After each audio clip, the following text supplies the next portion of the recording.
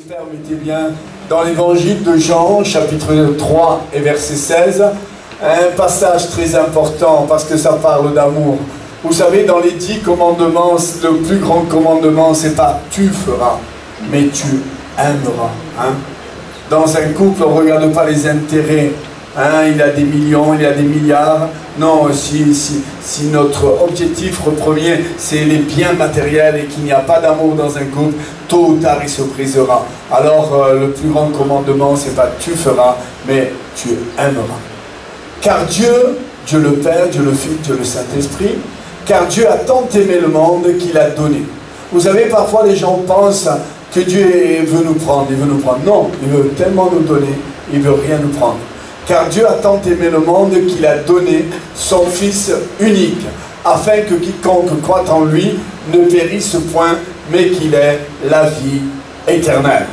On pourrait dire la vie, quelques petites années, hein, mais parce qu'il nous aime tant, le Seigneur, il ne veut pas nous avoir dans le ciel pour quelques petites années. Il veut nous avoir dans le ciel parce qu'il nous aime tant. Il veut nous avoir dans le ciel pour l'éternité d'éternité. Amen. Quand on aime quelqu'un, on le veut proche de soi. Hein? Quand on aime quelqu'un, on le veut proche de soi. Et Dieu nous veut proche de lui. Il est bon, c'est vrai, d'expérimenter l'amour de Dieu. On dit parfois, parole, parole, mais ce que je veux, c'est des actes. Et le Seigneur n'est pas simplement celui qui parle et qui n'a pas des actes. Oui, le Seigneur parle et il a des actes. Et le voilà sur la croix en train de mourir à la fin de sa mission terrestre. Il est en train de mourir sur la croix. Et sur la croix, il y a deux brigands. Deux brigands. Un qui méritait la grâce et l'autre qui ne la méritait pas. Non, tous les deux méritaient la grâce. Tous les deux méritaient la grâce. Mais parfois, frères et sœurs et amis, parfois, il y a des cœurs qui acceptent Jésus-Christ. Mais parfois, il y a des cœurs qui refusent Jésus-Christ. Jésus-Christ est le même, hier, aujourd'hui et éternellement. Il n'y a pas d'ombre de variation. Il n'y a pas de variation en Jésus. Jésus est le même. Jésus aimait tous les deux. Comme ce soir, Jésus nous aime à tous. Il nous aime. Il veut qu'on aille en enfer, simplement une catégorie qui va en enfer et simplement une catégorie qui va au paradis. Non, non. Au paradis et en enfer, il y aura des gens qui ont entendu la parole de Dieu. Ne croyez pas que ceux qui vont être au paradis, eux, ils ont entendu la parole de Dieu, et ceux qui vont à l'enfer, eux, n'ont pas entendu la parole de Dieu. Non, il serait un Dieu d'injustice. Et Dieu n'est pas un Dieu d'injustice. Dieu est un Dieu d'amour. Car Dieu a tant aimé le monde qu'il a donné à chacun de nous la chance, le privilège, la grâce de se sauver. Pas se sauver par ses mérites, même si on a des mérites. Mais les mérites n'ont pas faire qu'on se sauve. La seule personne qui peut nous sauver, c'est celui que Dieu a donné. Et qui Dieu a donné? Mais Dieu a donné Jésus. On peut le prendre, mais on peut même le refuser. Dans le ciel, celui qui nous condamnera, ça ne sera pas Dieu, ça sera nous. Ça sera nous qui serons condamnés. Parce que nous avons voulu être condamnés. Parce que nous n'avons pas accepté le plan divin, le plan de l'amour, le plan rédempteur, le plan de souffrance. Parce que Dieu a donné son Fils sur la croix à souffrir pour nous sauver. Ça a été un moment horrible et terrible par Dieu. Dieu a souffert. Il se souvient, Dieu, du jour où Jésus est en train de mourir sur la croix. Il se souvient, ses entrailles, son corps, sa vie de Dieu le Père. Il est en train de souffrir. Et alors celui qui te condamnera dans le ciel, ça ne sera même pas Jésus. Ça sera toi qui veux te faire condamner. Mais le voilà sur la croix. Et le Dieu d'amour, de miséricorde et de compassion, il est là, au milieu de deux brigands. Est-ce qu'il ne veut pas les sauver tous les deux? Mais oui, il veut les sauver tous les deux. L'amour de Dieu, la volonté de Dieu, c'est que toutes les âmes soient sauvées. Et qu'aucune d'elles périsse. La volonté de Dieu, c'est que toutes les âmes soient sauvées. Alors il est sur la croix. On pourrait dire que Jésus est un gagneur d'âmes. Jésus est celui qui gagne les âmes. Il n'est pas celui qui perd les âmes. Mais Jésus ne force pas. Il met deux chemins devant toi. Le chemin de la vie, le chemin de la mort, le chemin d'être sauvé, le chemin d'être perdu. Il ne te sauve pas parce qu'il ne serait pas un Dieu d'amour, ça serait un Dieu qui force les gens. Et Dieu, par son amour rédempteur, son amour béni, il ne force pas les gens. Il leur parle tout simplement et il leur met le chemin. Je mets deux chemins. Regardez quelle belle pensée. Je mets deux chemins devant toi. Il met deux chemins, il le dit. Je mets deux chemins devant toi. Le chemin de la vie et le chemin de la mort. Il pourrait s'arrêter là. Mais non, il ne s'arrête pas là. Parce qu'il est un Dieu d'amour, de miséricorde, de compassion. Il ne s'arrête pas là. Il dit, choisis. Choisis la vie. Il te donne encore le conseil. Il te dit, choisis la vie. N'essaie pas de faire la bêtise, de choisir l'autre chemin large et spacieux. Choisis la vie. Mais il est sur la croix. Et en étant sur la croix, il est là. Moi, je le crois de tout mon cœur, analysez cette pensée avec moi. Moi, je le crois de tout mon cœur que les deux devaient sentir la présence de Dieu. Parce que Dieu était au milieu d'eux. Et moi, je le crois de tout mon cœur que vous devez sentir la présence de Dieu. Il n'y a pas simplement une catégorie qui sent la présence de Dieu et une autre catégorie qui ne sent pas la présence de Dieu.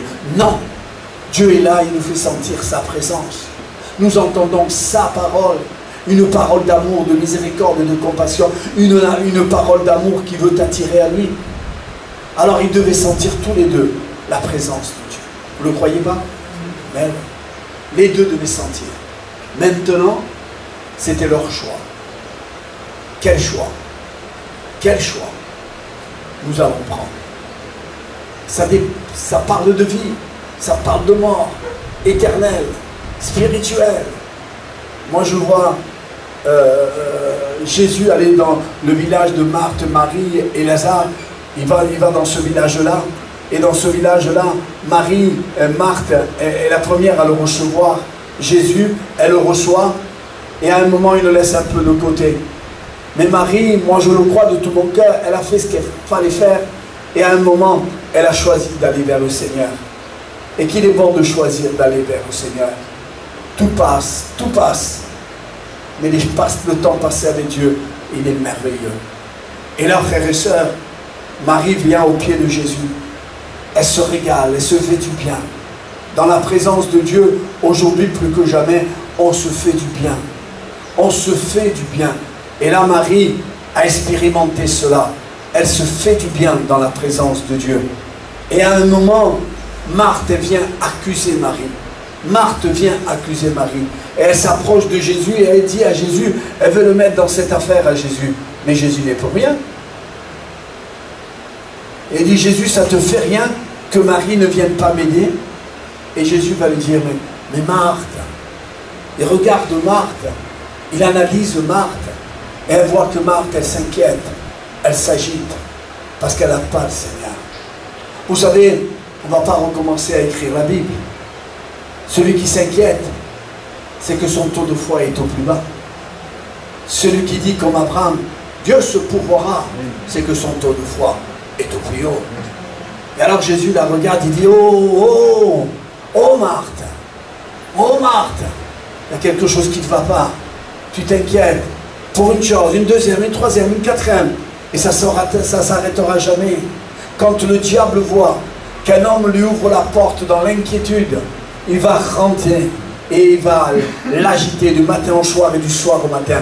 Et Jésus la regarde et dit, arrête Marthe. Ce qui nous dit ce soir, si nous nous inquiétons pour ceci ou pour cela, il dit arrête. Dieu nous demande de nous arrêter, de nous inquiéter. Arrête. Ce n'est pas le bon chemin. C'est le chemin de la foi et de la confiance. Tu t'approches de moi, tu dois avoir confiance. Même si les événements se déchaînent, même si la pluie, les torrents se déchaînent contre ton foyer, contre ta maison, contre tes pensées. Parce que des fois, le diable nous harcèle par les pensées. Et il s'harcèle, mais reste en paix.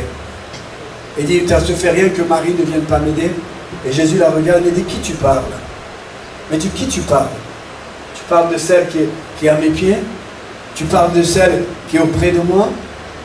Mais elle, moi je voudrais qu'elle soit toi et moi. elle a choisi. C'est son choix. Vous savez, Dieu ne force personne. Dans le ciel, il n'y a pas des gens sauvés par force. Dans le ciel, il y a des gens qui vont être sauvés parce qu'ils vous ont voulu être sauvés. Tu parles d'elle, mais d'elle, elle a reçu la bonne part. La bonne part que personne ne pourra ôter. Oh là là, oh ouais, oui, les problèmes, les difficultés, personne ne pourra ôter celui qui se tient devant Dieu. Celui qui met sa confiance en Dieu, son espoir en Dieu, son avenir en Dieu. Personne ne peut rien lui enlever. Ni les guerres, ni les bruits de guerre, ni les tremblements de terre, rien ne pourra l'inquiéter et lui enlever ce qu'il a. Il y avait une famine, 3 ans et des années, 3 ans à peu près, une famine en Israël. Et un homme de Dieu est parti au torrent, dans la rivière, se cacher.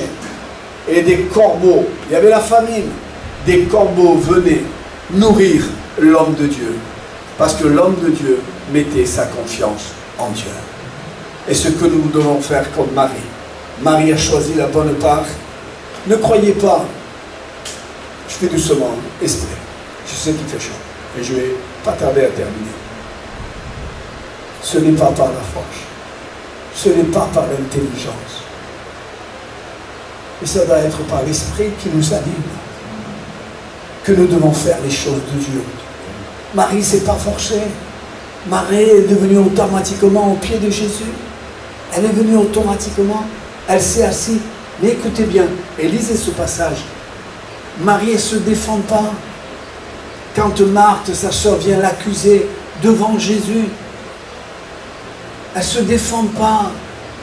Elle est tellement remplie de Dieu qu'elle laisse Dieu la défendre. Parce qu'il vaut mieux être défendu par Dieu que par les hommes. Elle veut se laisser défendre par Dieu. Elle est là, elle ne parle pas. Jésus va dire, Marie, elle a choisi la bonne part que personne ne pourra lui ôter. Et Marie est remplie de Dieu. Mais moi, je le crois de tout mon cœur.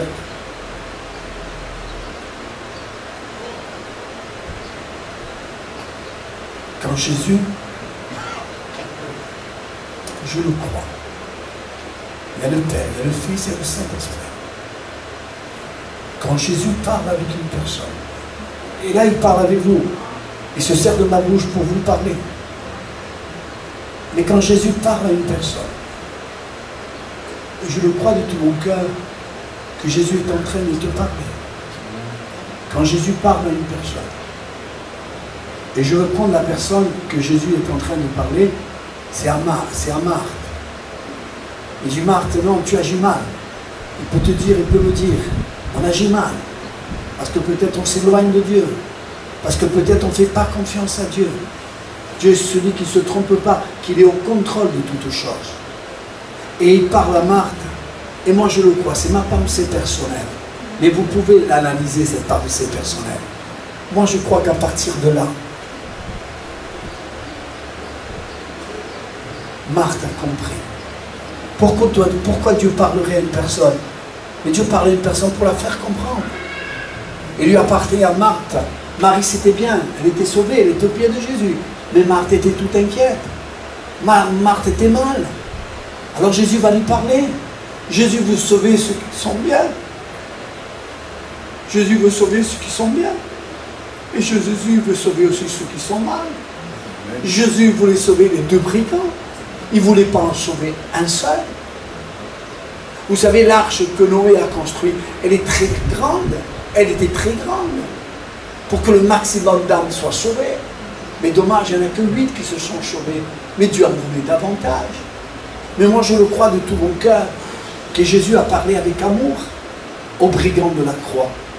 Dieu a parlé avec amour à Marthe pour lui faire comprendre. Moi, je le crois. Je le crois de tout mon cœur que Marthe a été sauvée. Parce que quand Jésus est venu, quand il a entendu parler que Lazare était malade, il est venu en direction de Marthe et de Marie. Et c'est la première qui est allée, c'était Marthe. Il va lui dire, Seigneur, si tu avais été là, elle a changé maintenant, elle ne s'inquiète plus. Seigneur, si tu avais été là, mon frère ne serait pas mort. J'ai confiance en toi. Je sais que tu es le Tout-Puissant. Si tu avais été là, mon frère ne serait pas mort. Elle a changé. Et Dieu t'appelle. Dieu t'appelle à changer. Non dans le mauvais sens, mais dans le bon sens. Ne croyez pas que Dieu veut ton malheur, Dieu veut ton bonheur. Dieu veut que ton avenir soit béni. Non à ta façon, mais à sa façon. Et Jésus va lui dire à Marthe, premièrement, Marthe, je suis la résurrection et la vie. Rien ne m'était impossible. Marie va venir ensuite, mais on est en train de parler de Marthe. Marthe a changé, parce que Dieu lui a parlé. Comment c'est pas possible que Dieu nous parle et que nous ne changeons pas? C'est dommage que de deux, il y en a qu'un qui est sauvé. Parce qu'un va dire, Seigneur, souviens-toi de moi quand tu viendras dans ton règne. Et Jésus va lui dire, aujourd'hui même, tu seras avec moi dans le ciel. C'était pas prévu dans son agenda. Il ne devait pas aller dans le ciel. Il devait aller au séjour des morts. Mais Dieu prend plaisir à sauver des âmes. Dieu prend plaisir à sauver ton âme. Parce que ton âme et mon âme ne savent pas ce qu'il y a après la mort. Il est bon que dans notre vivant, nous puissions avoir fait la paix avec Dieu. Ne croyez pas, être chrétien, c'est un moins. Être chrétien, c'est un plus. Et nous voulons garder ce plus. Un se sauve sur deux. Mais là, les deux se sont sauvés. Moi, je crois, à travers l'enseignement que Dieu a donné à Marthe, Marthe a compris. Pourquoi on serait des gens qui ne comprennent pas entendre le message de Dieu? Pourquoi on serait des gens qui ne comprennent pas? On a un cœur, on a une âme, on a un esprit, on est intelligent. Ça parle de vie, ça parle de mort, ça parle de bénédiction, ça parle de malédiction. Si je dirais ce soir, qui c'est qui veut être maudit? Qui c'est qui va lever la main? Mais personne. Et si je dis quelqu'un veut être sauvé, mais on va tous lever la main. Mais c'est normal. Là, je parle de vie, je parle de bénédiction. Et Jésus, et je termine, Jésus veut s'entretenir avec toi. Jésus veut continuer à te parler. Que ce soit dans ton sommeil, il puisse continuer à te parler et à te dire, arrête de t'inquiéter. Fais-moi confiance. Je suis au contrôle de toutes choses. Que Dieu vous garde, que Dieu vous bénisse. Passez une bonne soirée.